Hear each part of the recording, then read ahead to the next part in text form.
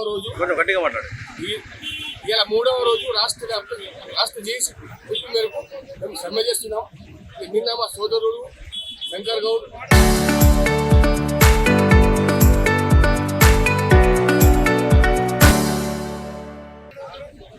చేసుకోవడం జరిగింది. ఇంకా ఇద్దరు డ్రైవర్లు కూడా హాస్పిటల్లో సాగు బతుకు మధ్యలో కొట్టబెడుతున్నారు. ఇప్పటికైనా ప్రభుత్వం దిగివచ్చి మా డిమాండ్ను నెరవేర్చాలా. మా డిమాండ్ ఏమైనా కొత్తగా కాదు, మేమేమైనా గొంతేమో కోరుకొని కోరడం లేదు.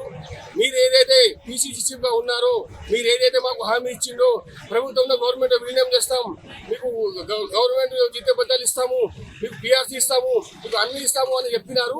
అదే అడుగుతున్నాం తప్ప మీరు వేరే కొత్తగా ఏం డిమాండ్ పెట్టలేదు. దయచేసి మా బాధను అర్థం చేసుకొని మా సమస్యను పరిష్కరించాలని కోరుతున్నాం. మా శంకర్ గౌడుని బలిదానం ప్రభుత్వమే బాధ్యత వహించాలి. అయితే ఆర్టీసీకి విలీనం చేయడం వల్ల, జీతాలు పెంచడం వల్ల ఆర్థిక భారం పడుతుంది అని చెప్పేసి ఏ గవర్నమెంట్ అయితే అనదో, మరి అదే ఆర్టీసీలో మహిళా లక్ష్మీలకు ఫ్రీ ఇవ్వడం వల్ల అది ఆర్థిక భారం పడట్లేదా?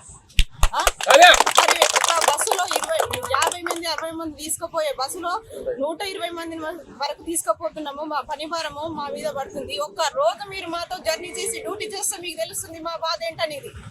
మీరు ఇది ఏమి చేయకుండా ఆర్థిక భారం అని చెప్పేసి మా పొట్టన కొట్టేసి మేమేమి అడగట్లేదు కదా. మీరు మేనిఫెస్టోలో పెట్టిన గత ప్రభుత్వం 90% పూర్తి చేసిన తర్వాత మీరు ఒక సంతకం చేసి, మీ ప్రభుత్వం వచ్చిన తర్వాత ఒక సంతకం చేసి గవర్నమెంట్లో విలీనం చేసి ఒక అపాయింట్మెంట్ డేట్ ఇచ్చేసి మా జీతాలు ఇప్పటి వరకు ట్రెజర్ నుంచి మేము అందుకునే వాళ్ళం. కానీ మీరేం చేసి కాలయాపన చేస్తుందాన్ని ఇంకా ఇంతవరకు మా కార్మికుల బలిని కొంటున్నారు.